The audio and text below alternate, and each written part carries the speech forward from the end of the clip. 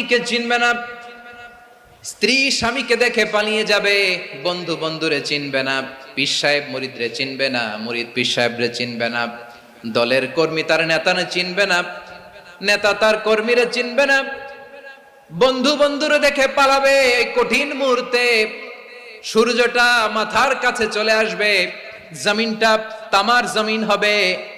আজকের জমিনের মতো নয়, মানুষ ঘর্মাক্ত, ক্লান্ত, শ্রান্ত মাথার মগজগুলো কানের ছিদ্র আর নাকের ছিদ্র দিয়ে বেয়ে বেয়ে পড়বে। বিশ্বনবী ফরমান, ময়দানে 7 শ্রেণীর ব্যক্তিকে রব্বুল আলামিন তার আরশের নিচে ছায়া দিবেন। তার মধ্যে প্রথম শ্রেণীর ব্যক্তি হলো ইমামুন আদিল। ইমামুন আদিল, ন্যায়পরায়ণ শাসক, যে ইনসাফের সাথে বিচার করে, যে জাস্টিস সমাজে সার্ভ করে, যে সুশাসন নিশ্চিত করে, ওই